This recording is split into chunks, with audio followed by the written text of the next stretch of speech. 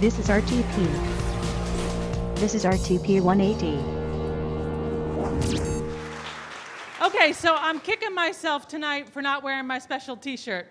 So let me tell you a little bit about my t-shirt, which is, so 3 years ago when I became the CEO of MCNC, it turned out that I was the first female CEO in our 30-year history. And so the day I got the job, my husband had a dinner party and gave me a shirt that said, "I put the broad in broadband." So I usually like to wear that.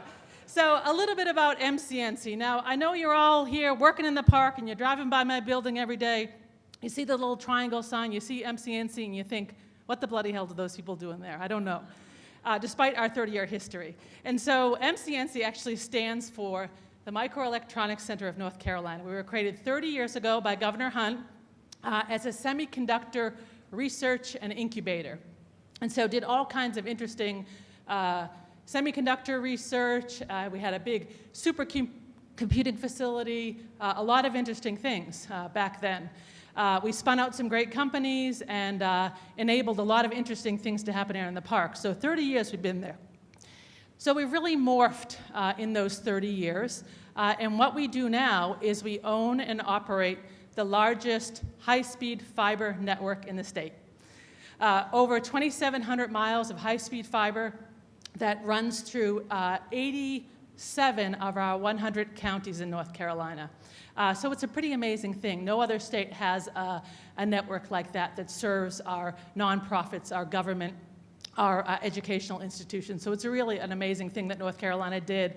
Back in the days when RTP was created, back when the Biotech Center was created, all these interesting things that the state has done around public and private partnerships. So what do we do today, 30 years later? We provide network services and connectivity to all 58 community colleges, all 115 school districts, all 17 of the UNC system universities, most of the public health clinics and nonprofit hospital systems. We also serve public safety like the State Highway Patrol and other public safety folks. So it's really an amazing asset that this nonprofit runs.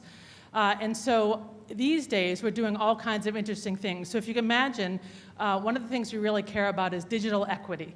So the idea that a kid in a poor school district in Northeast North Carolina would have the same gig pipe and the same access to digital resources that a kid in a wealthy county like Wake would have.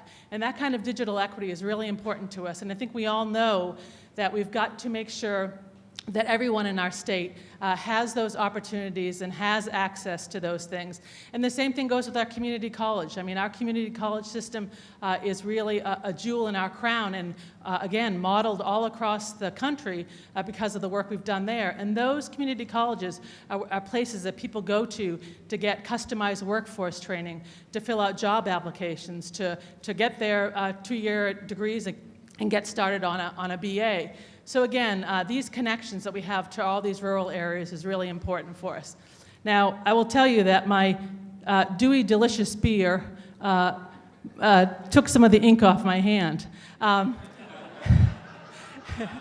So the next thing I'm supposed to talk about is successes and failure. So again, MCNC is kind of a magical public-private partnership. So we're not a typical nonprofit. We don't do any fundraising. All of our revenue is from services that we give to our clients. And so we, like any business, have had our ups and downs over the year. You know, we sold off our supercomputing part, started down a couple different technology paths. And so we've had our ups and downs. And so I would say that after 30 years, that we're in great shape and we've got a lot of great stuff going on. And so what's next for us? You know, one of the reasons that we built our network into all these rural areas was because we know that rural residents need internet connectivity. If you think about telemedicine, how can rural people get access to good health care and manage chronic health issues if they don't have access to doctors, if they don't have ways to manage their diabetes or their blood pressure? And so one of the things we're really working on is how can we get our network penetrated even further into these rural regions. And so we've got a lot of really interesting technology partnerships that we're working on with big companies, with small companies, with state agencies to really start to think about successful collaboration for doing just that. Public safety. So in a time right now, like after Hurricane Florence, we're working with FEMA to get all that data that they're gleaming from drones and other data sets using our high throughput network to really dig into that data, get the information together, and really use it to help folks to study what we can do better the next time. So I think that this network is really about that community. So, okay, so. So let me just say that MCNC is an incredible place. We're doing great work. We're always looking for partners.